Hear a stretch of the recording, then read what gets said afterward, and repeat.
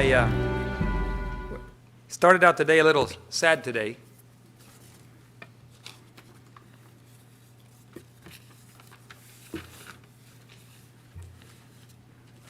We haven't cried for a long time, but this morning we did.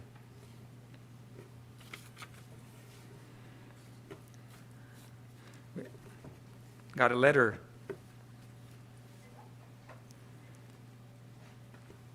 from a young man in Uchee Pines. Dear David Gates, mission pilot.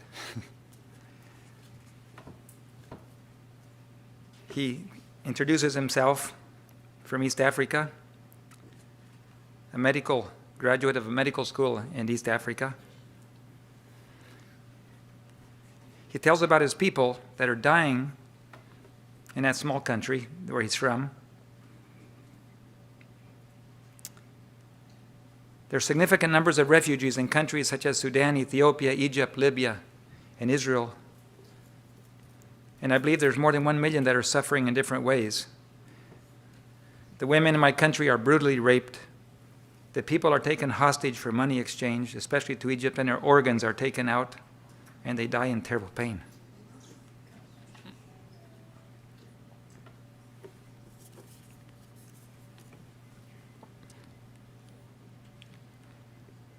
Many families are brokenhearted, and I believe that only Jesus is a remedy. But the burden on this young physician's heart is to somehow, please, help us develop media that we can take to these people that are dying. Most of them don't understand English. And they watch other programs because at least it's in their language. And they rationalize that at least there's no language barrier. But surely we can develop programs from Daniel and Revelation, music, dress, and health messages in their own language.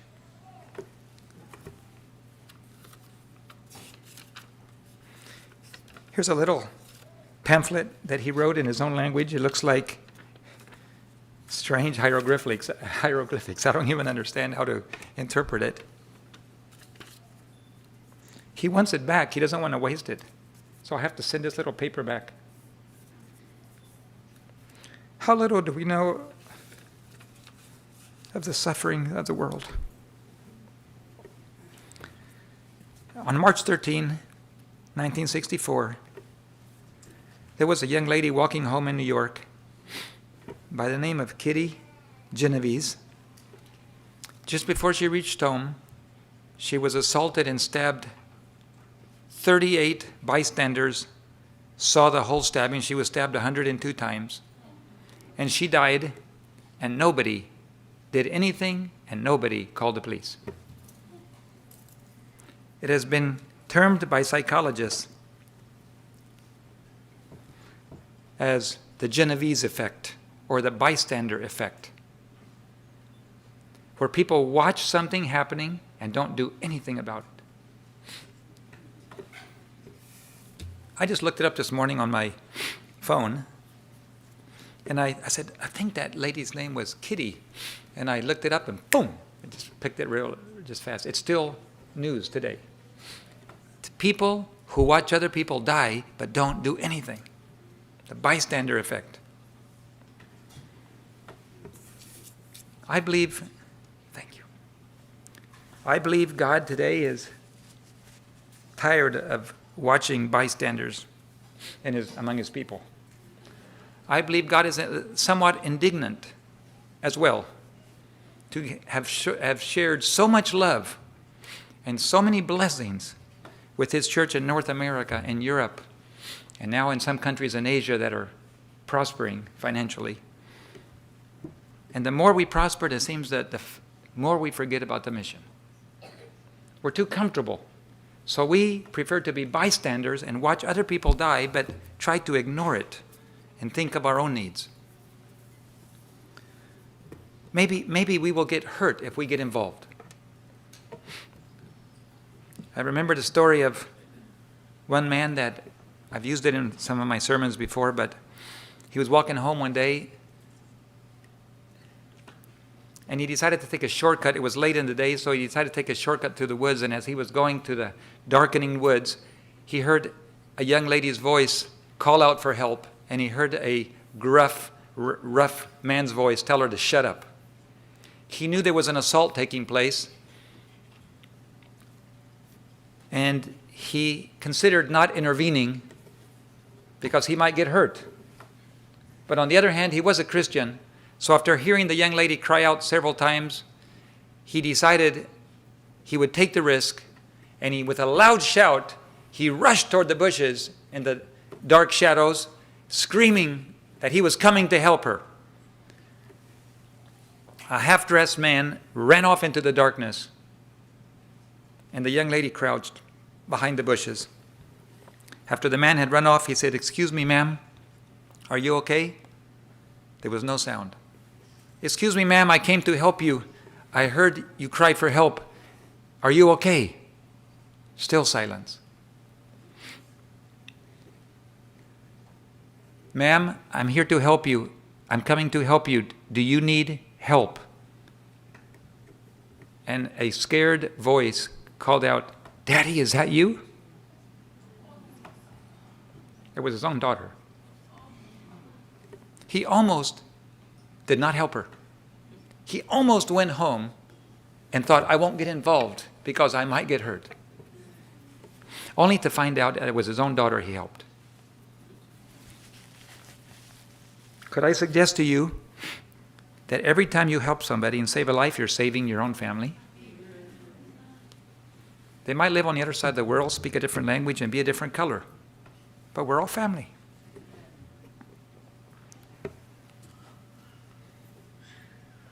There are forces in the world who would seek to stop you. Family influences, comfort influences, friends.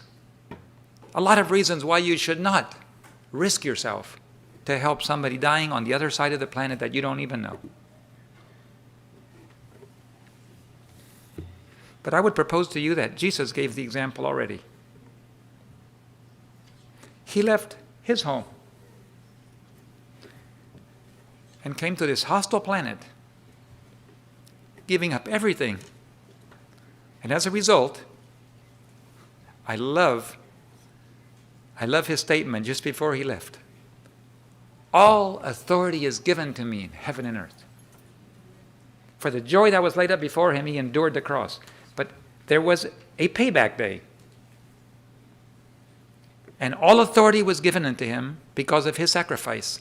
And someday soon, the rest of the payback will come, as he will look out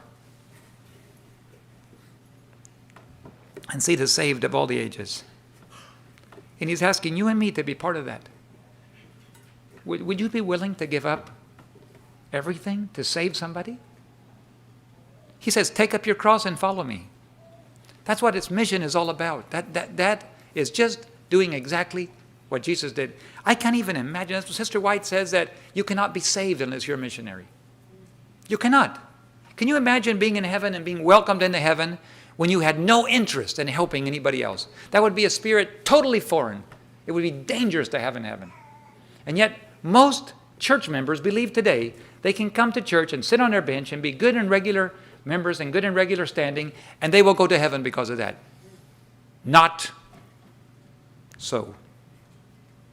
Either we participate in the mission, or we have nothing to do with Jesus Christ. It's very black and white. Matthew 25 and Matthew 25, Jesus gave 3 parables. The first one of the 10 virgins. The church, all of them waiting. All of them expecting to be welcomed into the wedding. Only to find, disappointingly, that half of them, who had been waiting faithfully, along with everybody else, were not ready. They had no oil in their lamps. And interestingly enough, most of them were sleeping. They all slumbered and slept. Now, not everybody slept, because I used to think that represented the whole church. But do you realize that somebody has to be awake to give the loud cry? There was a loud cry. "The bridegroom is coming. Let us go forth to meet him." Somebody had to be awake.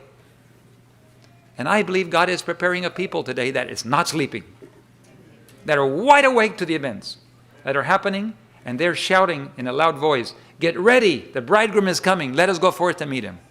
It's a wonderful privilege to be part of that group. Now there's others that will be saved because of the loud cry. They will come in at the last minute. But what a privilege to be part of the announcement team. What a privilege to sound the trumpet. What a privilege to wake people up and say, "The bridegroom is coming, get ready." Some years ago, just 2 or 3 years ago, I guess about 3, I heard a very influential Adventist pastor say that Jesus may not come for 1,000 years. And then I heard 3 more pastors say the same thing within the next 4 to 5 months. I have never heard this. This is not even Adventism.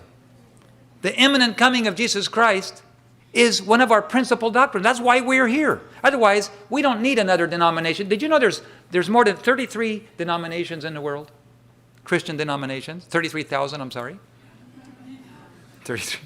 33,000 denominations. We don't need another church. The world already has too many. We are not just another denomination. We are not just a church. This is not a club. This is a movement. It is a message. And if you do not proclaim that message, may I suggest you are not really a member of the movement. You cannot just be a member unless you're actively involved. Unless you lay everything on the altar. Someday soon we will find the people that we sit next to have no oil. Or they will find that we have no oil. Suddenly, it will be too late to get oil. So God has given us this last night. We mentioned there's a little time, one more chance for God's people to get oil. And how would you do that? How would you get oil in your lamps? That's why we have 3 parables. Each one leads to the next one. The second parable in Matthew 25 is a parable of the talents. Jesus said, "Are you interested in getting oil in your lamps? Let me tell you another parable. There was a man who left on a long journey, and he left 5 talents. By the way, how much is a talent of gold? Approximately a lifetime of earnings. About $500,000 in today's. Most average people working at an average wage can earn about $500,000 over a period of 40 years. Some have more than a lifetime of earnings. They get 2 talents. Some get 5 talents. And he went on a long journey. He did not tell him when he was coming back. But when he came back, he asked suddenly for a rendering of accounts. He who had received 5 had worked very hard and produced 10 talents. And the words were, "Well done, thou good and faithful servant. Enter thou into the joy of thy Lord." But then the second one came and rendered, and he also heard the same words. And finally, the man with 1 talent came. And you know, I've written the accounting systems for 2 unions. I was director of computer services for 2 unions over 10 years. And I've helped with the auditing. I've helped with all of the things. I love computer work. I taught computer science for some years down in the Caribbean.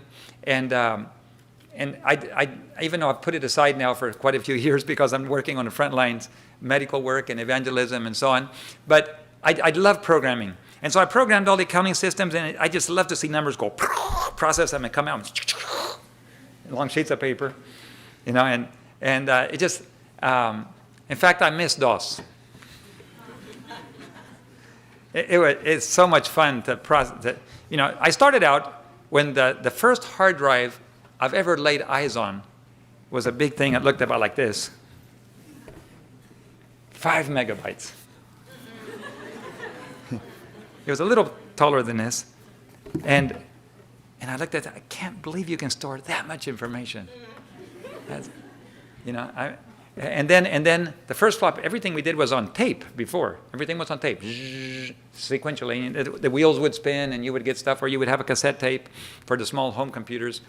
And then later on, they doubled the size from a PC to an AT computer and a 286. Wow, that processor went from 4.77 megahertz to twice that speed. Turbo mode, button. And then 386 computer. But that was an expensive one, so they came up with the 386 SX, a kind of a half-breed, little portable things today, and that was the favorite computer, one of the ones I've ever had. Had 3 megabytes of RAM in it, and you can do anything with that. And today, you know, 15, 32, 64 gigabytes, nothing to think about. But I still remember those days and processing, and I remember how we did accounting, and everything, when the auditor came, every cent had to be in place. They never ask you to produce more than what you received. As long as you rendered account for exactly what you received, that's what you rendered account for, everything was green light. But God's accounting is quite different. God says, I gave you 1 talent. I expect a return on my investment. Don't just render accounts for 1 talent. What did you do with my money? God's accounting is quite different than human accounting. And when he comes back, he's not going to say, I expect you to give me back what I gave to you. No, he says, give me a return on my investment. And now, that's what the talents are all about. They produced 100% gain, 100%.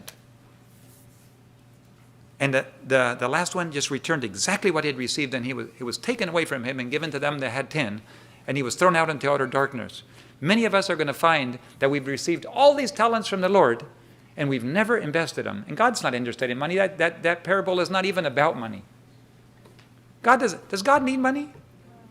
He already owns everything. And he made it himself anyway. If he needs more, he makes it. So it's not about money at all. It's about souls. The only thing that God does not have is he doesn't have all the souls that he would like to have. And so he gives us talent so we can go out and win souls. It's all about souls. It has nothing to do with money. How many people did you win with your influence and your time and your resources? That's what he's going to ask. What did you do with all the blessings? You graduated from Wildwood. What did you do with it?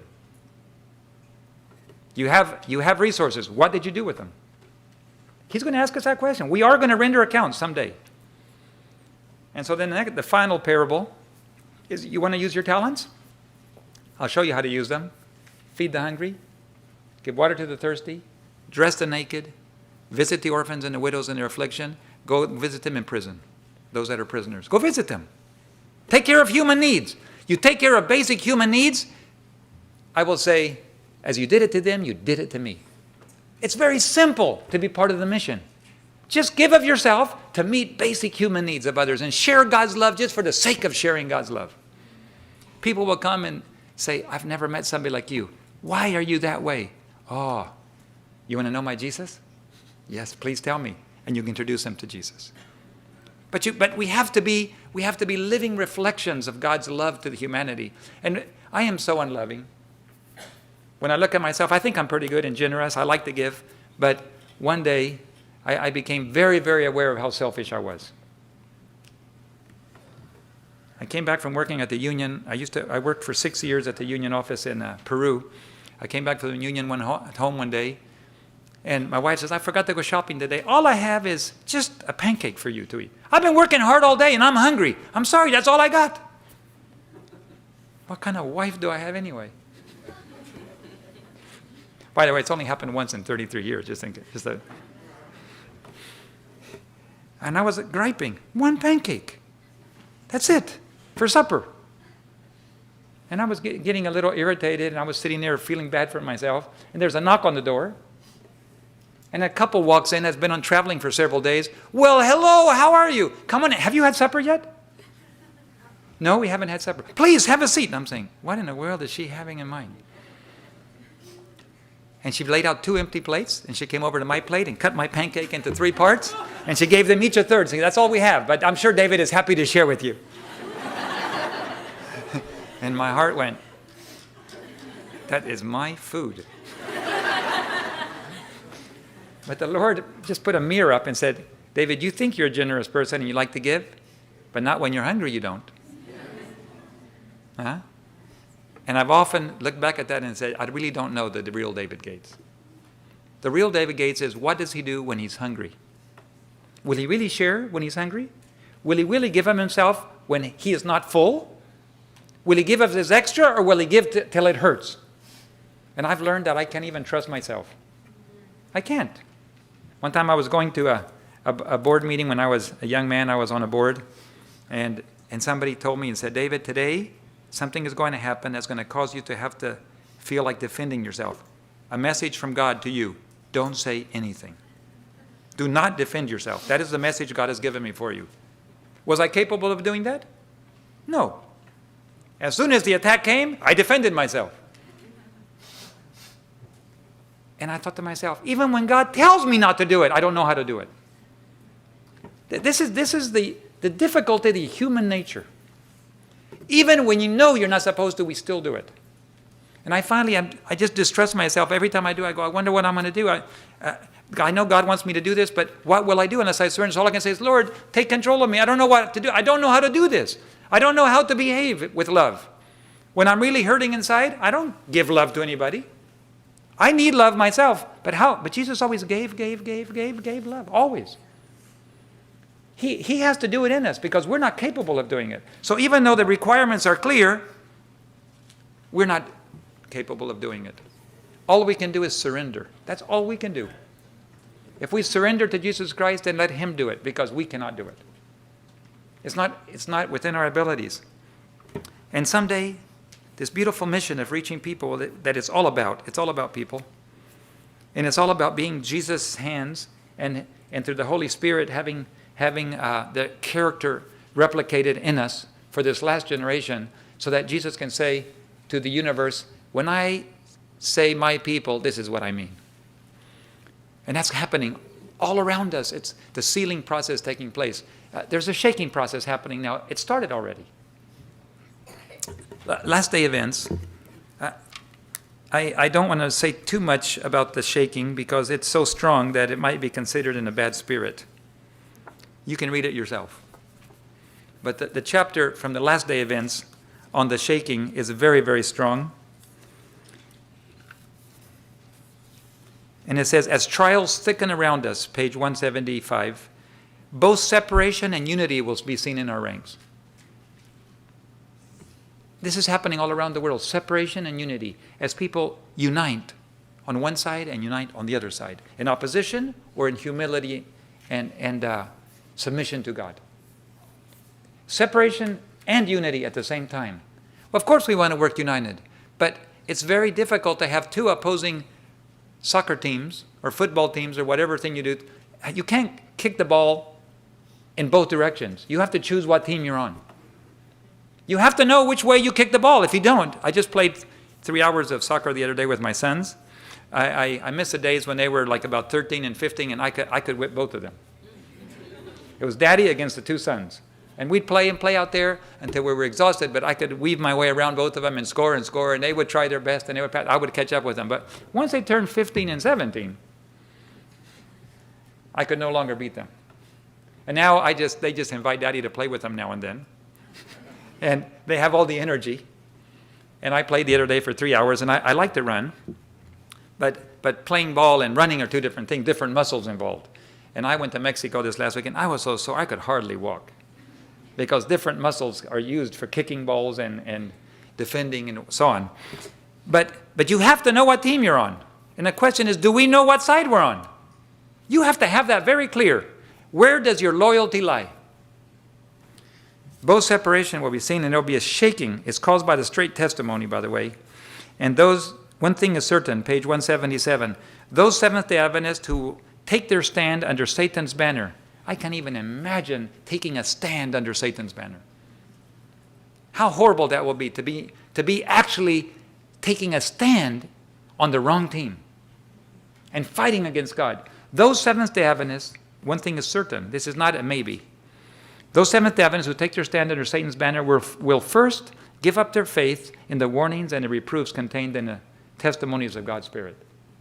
If you lose your confidence in the testimonies, one thing is absolutely certain. You will take your stand under Satan's banner. That's why there's a war today to see which side your allegiance is on. Very few spend time reading the testimonies. Very few. It's a minority. The majority, maybe through ignorance, maybe because they haven't been exposed, maybe because it's not coming from the pulpit as often as it should, they simply don't read them. And so they're not aware of the subtle deceptions creeping in from every side because they don't take time to read. The loud cry is a beautiful chapter. The latter rain, and then followed by the loud cry. Beautiful chapters. God will use ways and means in which it will be seen that He is taking reins into His own hands. That's happening already. But it's time to choose sides. Where does your loyalty lie? I left my Christian service book, and down in Bolivia. So I just want to read a few things from Christian Service. Loyalty. Did you know that this whole great controversy is all about loyalty? That's really where it lies. Where does your loyalty, where is it rooted? Where is to what will you give your loyalty so that you cannot be moved? Chapter 24 of Christian Service under loyalty. The Lord abhors indifference and disloyalty in a time of crisis in his work. The whole universe is watching with inexpressible interest the closing scenes of the great controversy between good and evil. The people of God are nearing the borders of the eternal world. What can be of more importance to them than to be loyal to the God of heaven?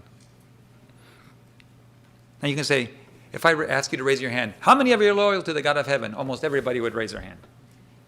But loyalty is not expressed by raising your hand. Look what it says here. All through the ages, God has had moral heroes, and he has them today. Those who, like Joseph and Elijah and Daniel, are not ashamed to acknowledge themselves his peculiar people. His special blessing accompanies the labors of men and women of action. Men who will not be swerved from the straight line of duty, but who will with divine energy inquire, who is on the Lord's side? You know what? It's not politically correct today to ask people what side they're on. Every side is okay. We don't want to take sides. No, we don't want to divide. It's not politically correct to ask the question, excuse me, what team are you on? But God's people do that. They say, which side are you on? Are you on the Lord's side? Men who will not stop merely with inquiring, but who will demand that those who choose to identify themselves with the people of God shall step forward and reveal unmistakably their allegiance to the King of Kings and the Lord of Lords. That's a very harsh statement. Prove it. Prove what side you're on. Don't just tell me. Don't raise your hand. Don't just say, I want the Lord to do it. You have to be willing to prove it. And there are people today that are doing that. Qualifications for successful service is the chapter there. I want to read a couple more. A call to arouse, chapter 9.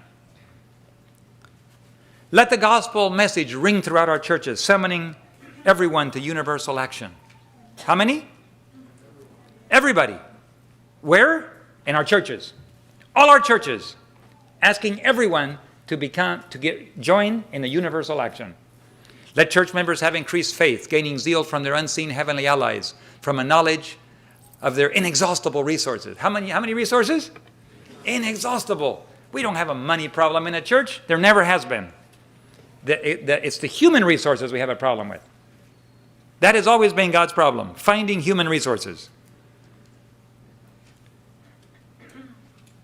From the greatness of the enterprise in which they're engaged and from the power of their leader. We have a leader with tremendous power. If you knew how much power he had, you would never fear to place yourself in his hands. Did you know people think that the world is run by humans today? It's not run by humans. God runs the entire universe. I just saw a video the other day called The Brain Center of the DNA. They're discovering massive machines, coordinated little micro machines, how they make DNA. I mean, it's a little machine that fits together with all the proteins, and it starts to grab a little line of DNA, and it starts analyzing it and pulling everything together. Sometimes it has to produce a whole chain on one side, then it has to pull it back in, and it has to do it backwards to be able to get it, because that's the fastest way to do it. In other words, you produce one chain, and then you replicate it coming backwards the opposite direction. That's accident? Don't tell a computer scientist that. This is extreme genius programming, where you take a DNA, you break it apart, and you make an exact chain, and then to build the other side, you go in the opposite order, and you pull it back in, and you add the other pieces. So when it comes out the other side, it's complete. And that's how you duplicate a DNA. It's all done by a little brain center. What great power we have. And we don't have anything to be scared of at all. The Master runs the whole universe. He has everything under his control. If we would just come to him for orders and obey him, that's all we have to do. It says, those who place themselves under God's control to be led and guided by him will catch the steady tread of events as he ordains them to take place.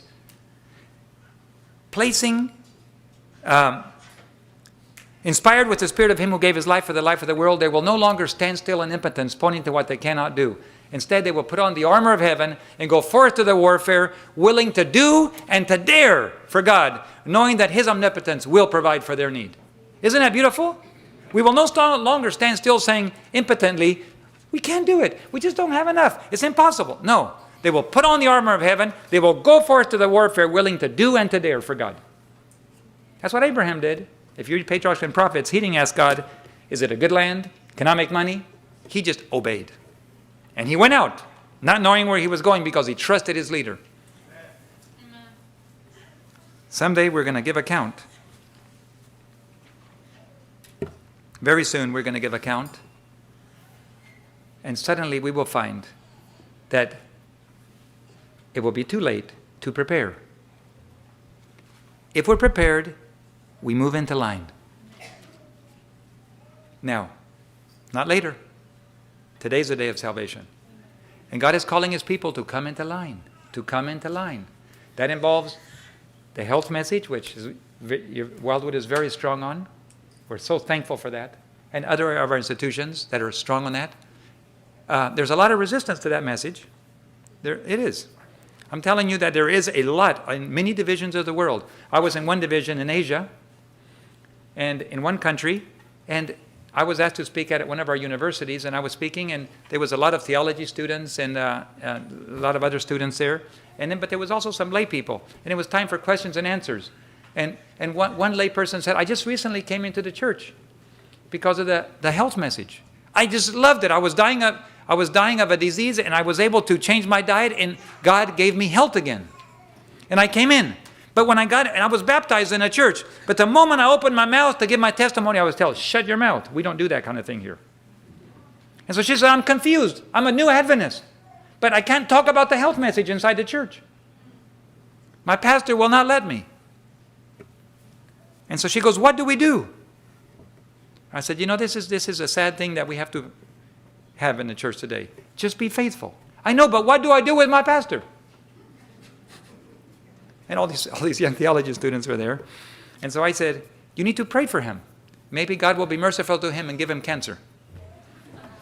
And I know of very few pastors dying of cancer that do not become vegetarians or vegans. In other words, maybe the best thing God can do for us is to let the consequences of our choices fall on us.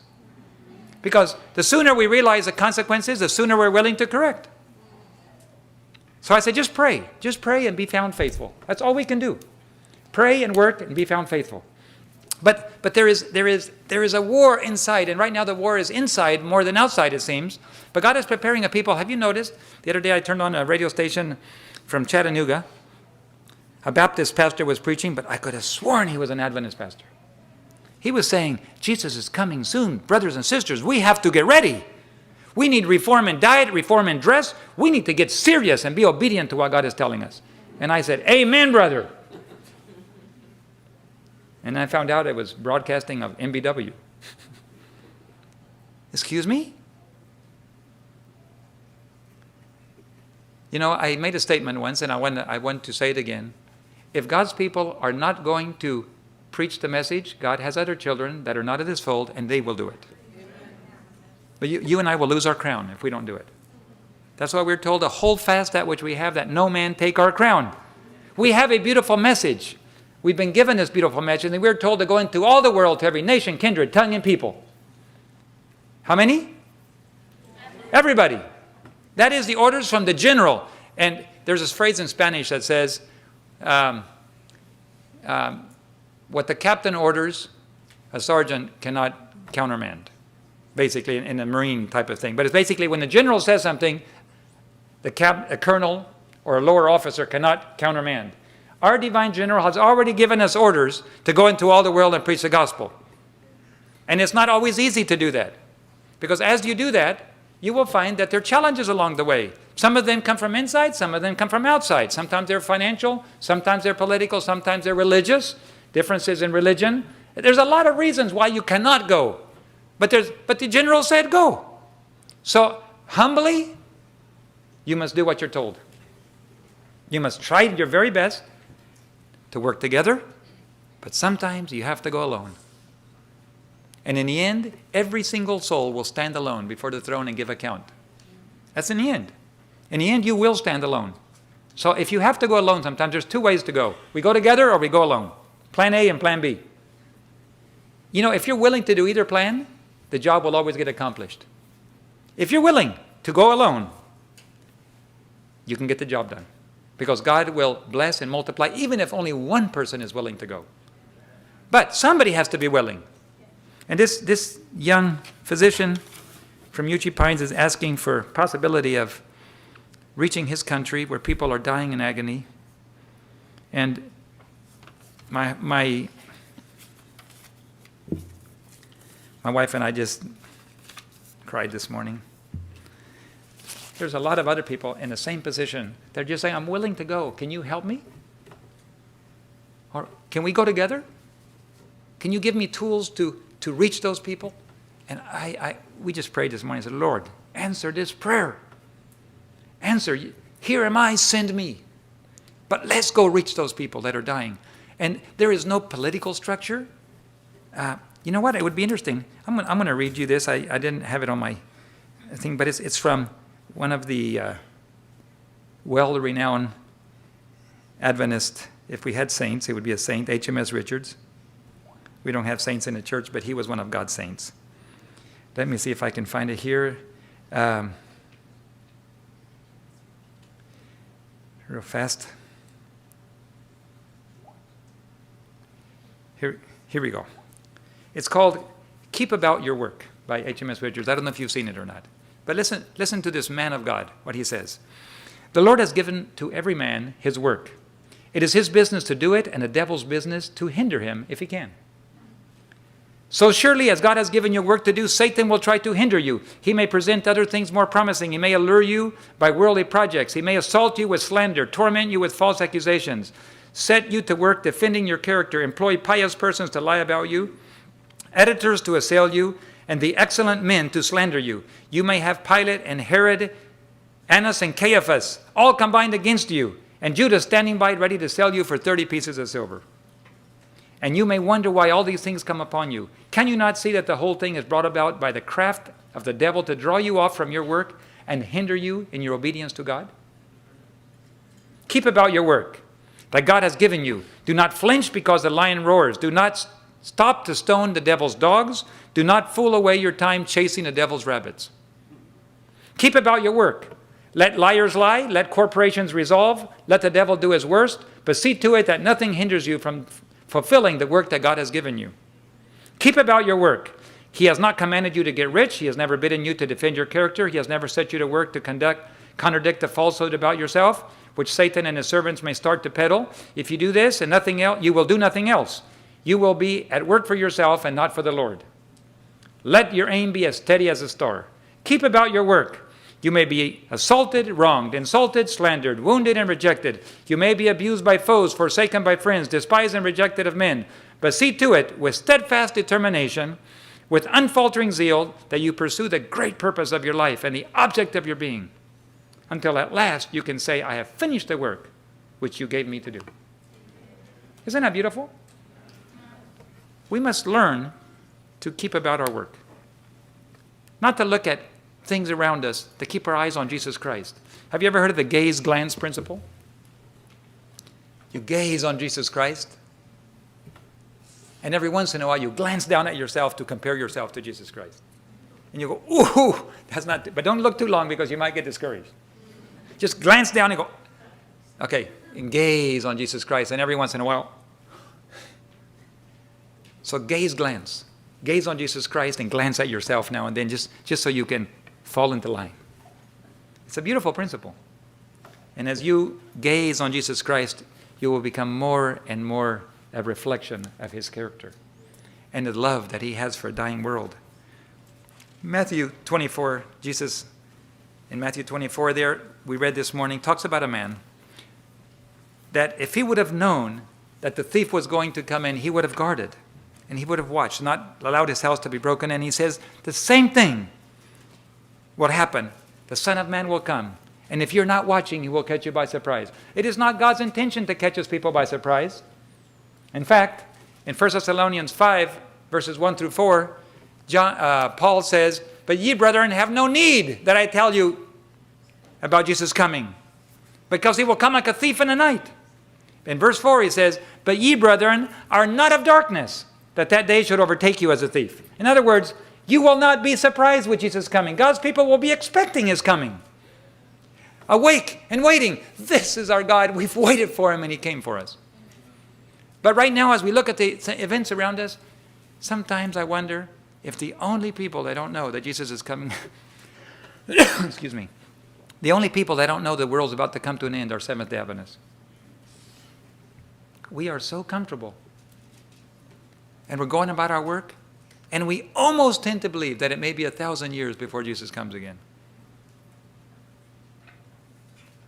When Jacques Cousteau made his announcement some years ago that the world had a maximum of 40 years to sustain human life, a well-known evangelical pastor said, that's a lie. It's impossible for the world to come to an end. Don't you know we have 1,000 years to live and reign with Jesus on this earth from Jerusalem? I thought, the world is waiting for 1,000 years still. And they can ignore all the scientific evidence. The world is getting old like a garment. If you just look at the number of earthquakes, the number of disasters from the late 70s, mid-70s, they've gone logarithmic. And it's interesting to note that all of these things in Matthew 24 that Jesus talked about, both the destruction of Jerusalem and the signs of the second coming, when Jesus says this would happen, this generation will not pass away till all these things be fulfilled. I heard one pastor tell me that all those events happened in that one generation. In a 39 to 40 year period, Jerusalem was destroyed. But the last events would also happen in a very short time of one generation. This is an interesting interpretation. I had not heard that before. And if you start looking at the mid-70s to now, what do we have? Mid-80s, mid-90s, now we're mid-2000s. That's about 30 years. And if it's going to happen in one generation similar to that, it would happen in the next 10 years. I don't know if that's a correct interpretation. All I'm saying is we ought to be wide awake and watching. If what Jesus said was watched for and no Christians were destroyed when Jerusalem, no Christians were killed when Jerusalem was destroyed, shouldn't God's people be watching? But Sister White said, just like Jesus' coming caught his people by surprise, today his second coming is about to catch his people by surprise too. They weren't ready. They didn't expect it. Even though all of the scriptures and the prophecies were in place, we ought at least to be awake and watching. I remember that time I got hijacked. And I came in with the airplane late in the evening. And I found the runway all full of water, the little runway down in Chiapas, Mexico. And I couldn't land there because I landed there one time before and the runway was wet and the plane just slid. It was going to slide all the way to the end. We were going sideways down the runway. There was no way to brake. The wind was blowing against the trees. And as we were going sideways, the Lord put an idea in my head. As we saw the fins coming up, we wouldn't have died, but we would have torn the airplanes are fragile. You know, they're all made of aluminum, all riveted together, and they're just a hollow little matchbox. And so we would have gone sideways through that fence, and it would have torn up the airplane. But as we were going sideways down the runway with an airplane full of people, it occurred to me, turn the airplane all the way around and add full power. So I just made the plane go backward, and I added full power, and 300 horses, and that plane came to a halt, only about 10 feet from the fins. Whew. Young pilots. They say there's old pilots and there's bold pilots, but there are no old, bold pilots. And if you become an old pilot, almost without exception, you've had some very scary experiences getting old. And that was one of mine. And so when I came 2 years later, I came into land and I saw water on the runway. I go, I can't land there, but it was too late to go anywhere else. So I landed on the road next to the hospital and pulled the plane off the road. It was a gravel road, very little traffic, but it was easy to land and pull it off, and we put a guard there. Little did I know that the next morning, the military was going to be there. They demanded all the documents. Everything was in order. No problem with documents, but they still had an order to take us in the airplane to an abandoned runway where we were blindfolded and handcuffed and interrogated and put in prison and accused against all these things, and they kept the airplane. After we were released, I told that story last night, after we were released, the union got a judicial court order to return the airplane, but by that time they went to look for the airplane and they didn't know how to fly tail draggers, and they'd already totaled the airplane. So it was a total loss for the church. As far as the airplane was concerned, we never got it back. But during that experience, I was not prepared to be hijacked. I went out that morning, even though I joked to my wife. I gave her a kiss and I said, I may not see you again. Ha ha ha, and that was only a joke. But I left without seeing her. And I came back to haunt her. But when a surprise happens, the question is, are you ready? I know families yesterday morning that got up and they were not ready to die. They were not ready to lose their children. When a gunman came in and shot all those children and shot the teachers. They did not leave thinking that they were not coming home. Today we're here and we're not thinking that this may be our last day. But if it isn't our last day and we have tomorrow, what an opportunity to have 24 hours to work for God, don't you think? What good are our belongings? What good are they? They're only good if you use them for God. Yesterday I was talking to one of the bankers in Europe, yesterday afternoon, and he's a multi-billionaire, and he's dying of cancer. He's one of the men that I'm working with my donor, and so to help him with some investment program that he has, and so I was working with him, and since he's Spanish, I've been doing the translation and talking to him, and he wants to deal with business, money, and I told him, put the money aside a little bit. You know what? You're dying of cancer. So over the period of weeks that I've been working with him, I kept saying, I said, where are you right now? He said, I'm in a hospital getting chemotherapy. I said, but he goes, David, what about this program? What about that? How much money is he sending? And it's, hold it. Put the money aside. Let's talk about you. I said, you're dying of cancer. Do you know how much time you have left? No, but I'm hoping to recover this. You know that we're talking just a few years? Yes?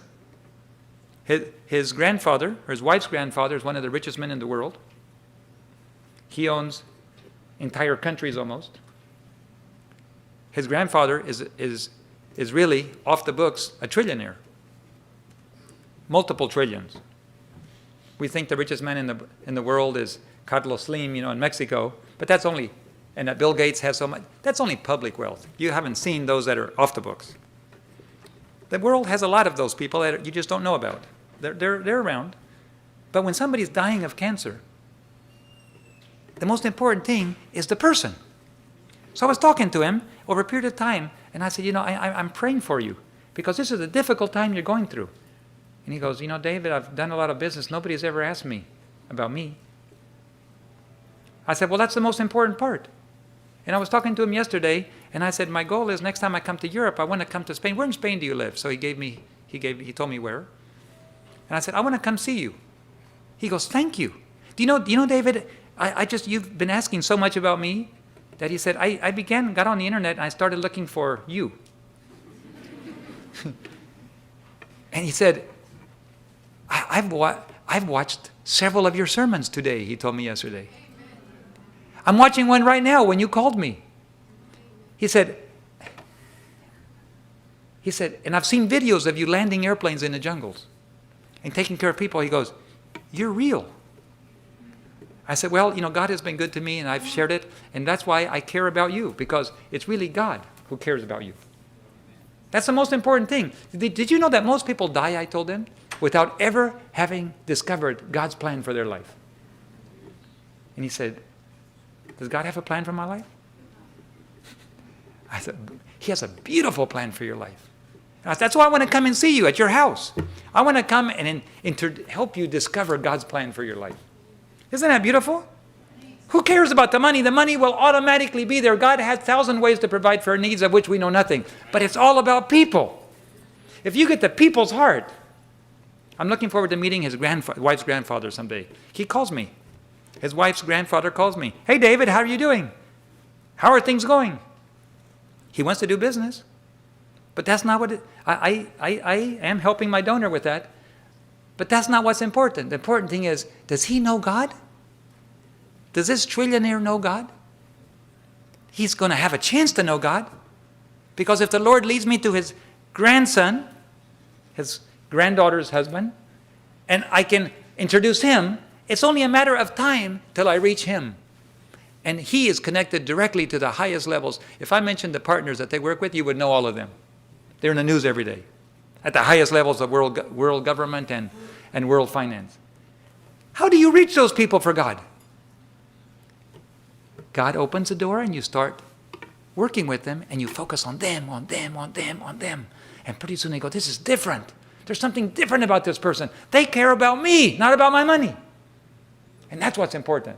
I thought, no, money just comes and goes. When you die, somebody else will get it. And God made it all. And I told him God made it all. Look at here. I showed him in the Bible in Haggai 2:8, where God owns all the gold and the silver, and the cattle on 1,000 hills are his. And if he was hungry, he wouldn't tell us anyway, because all the world is his and the fullness thereof. I said, it's not even about money. God has plenty of it. He owns everything. What's important is you.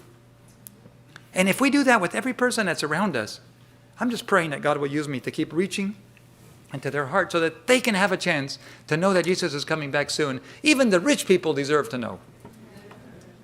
And what would happen if one of them became converted? The pocketbook gets baptized too. Huh?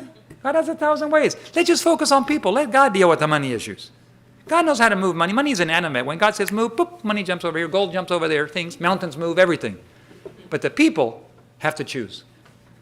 God doesn't force people. Inanimate objects move every time he curses a fig tree and poof, it dies. You know, it's because the Creator said it. But humans have a certain ability to choose that God has given to them, and they have to make the decision. God will not force that. So we live in very exciting times. And here we see in Matthew that someday, in Matthew 24 there we were reading earlier, someday the owner will come, and it says in verse 46 of Matthew 24, blessed is that servant whom his Lord, when he cometh, shall find so doing. That is absolutely the goal, the dream of my life, and I hope it's a dream of your life. I cannot wait to see Jesus and to see a smile and say, well done, thou good and faithful servant. Except I don't want him to come just yet. There's still a few people that need to be saved. I want to go home. I would like to see his face today. But not yet. Lord, just give me a little more time, because I have this letter from this doctor from Uchee Pines. And I want to help him first. I want those people that are suffering and being tortured for their faith, I want to give them a chance to meet God personally first. Are you willing? The world is dying in agony, and God's people are bystanders, the bystander effect. Isn't it enough time? Does it make your heart indignant to think of bystanders? What is your goal if you see somebody getting hurt? You know, in North America and probably most of the world today, if we see somebody getting hurt or assaulted, we don't intervene. I was in Peru, and after having been assaulted myself, and in Guyana I was assaulted by two thieves on bicycles. I was walking with my daughter down a dark street to the hospital, and I was carrying in my hand a briefcase with all of the tithing for the church that I'd picked up as I was flying out in the jungles to all the churches. The elders would put in their tithing and reports, and I would collect all of that. And I had in my briefcase, and I told my daughter, I said, Katie, this is a dark street, and we got to walk faster. I can't walk any faster, Daddy. You got to walk faster. This is a bad street. But she didn't walk very much faster. And so we were walking, and suddenly, the next thing I know is, bam! They rode up silently on bicycles with big clubs, and they hit me across the head. They knocked me down, and they kept beating me. And they just, I couldn't think of anything but bang, bang, bang, as my head was being beaten with these clubs. And I felt them trying to jerk my briefcase. But somehow God gave me an iron lock. And even though I wasn't feeling anything but getting banged, my fingers would not open.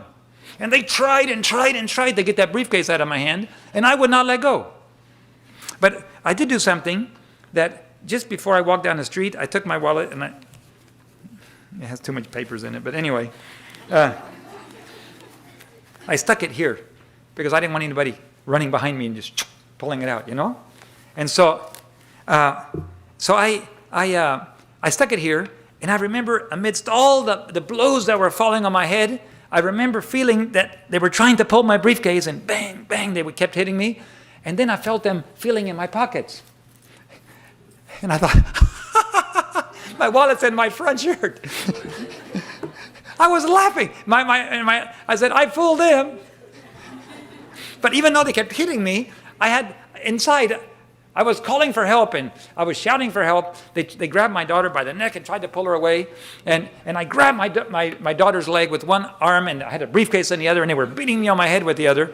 And so in that midst, I had time to laugh because they were feeling in my pocket, trying to find my wallet, and it's not there. and as I was calling for help, a car came around the corner and shone the lights on it. And poof, they disappeared. They never got anything. Not a thing. Except they left my head all swollen and it hurt my daughter's neck a little bit. But the hospital called the police, and the police came and they took us down to the police station. As we were driving in the back of the pickup truck, we stopped at the stop sign, and I said, those are the two assailants right there. They were just standing on the street corner. So the police jumped off, put them in. And we went down there, and both my daughter and I testified, and each of them spent a year in jail. The mother of one of them came to me and said, why did you put my son in jail? I didn't put your son in jail. I said, I didn't press charges or anything. The government did. I just identified them. And she goes, don't you know that he gives me to eat? I need him to feed me. I said, I'll be happy to feed you. I said, the consequences of his behavior are partly your responsibility for raising him and partly his responsibility for making that choice. But he's just paying the consequences. But if you need food, I'll be happy to give it. I don't want your food. I said, I thought you were hungry. I said, I'll be happy to feed you while your son is in prison. I'll be happy to do that. No, I don't want your food. And so it was made up story. But I said, I'm sorry. We make choices as adults and we live the consequences. But as I felt God's presence and I felt him taking care of me. But in that very moment, when you go through a crisis and you can feel God's presence, at that moment, there's kind of like something develops in you. And I decided to myself, you know what?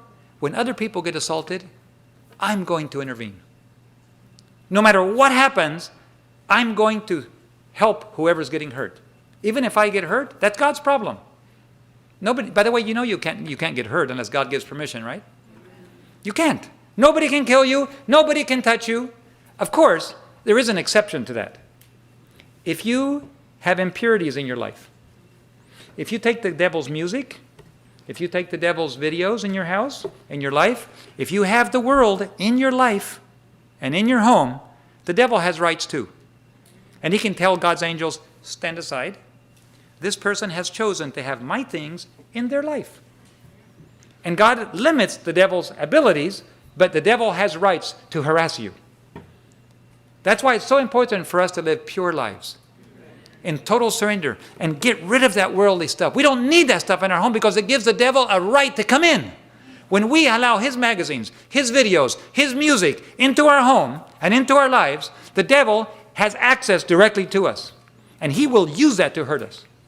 But when you put that away, there's a perfect circle of angels that surround, and only with permission can Satan touch you. What a wonderful thing God offers his children. And if God gives permission, it's only for your good. He will not give permission just to hurt you, but sometimes we need to be disciplined. And sometimes we need to be trained. Just like Olympic trainers, they make their Olympic athletes suffer. You knew that, right? Get up at 4 o'clock in the morning and run 10 miles before breakfast. And if you say, no, sir, you're out of the program. You have to say, yes, sir. Do 100 push-ups. Run so many miles. Eat this diet. Sleep this way. Do this. Do the other. Yes, sir. Yes, sir. Yes, sir. That's the only way to get to the Olympics is to submit yourself to training. And as we get closer and closer to Jesus coming, we're also in this discipline of training. And so I made up my mind that if nobody can hurt me or touch me without God's permission, then I should intervene every time I can when I see somebody hurting. So I made up my mind.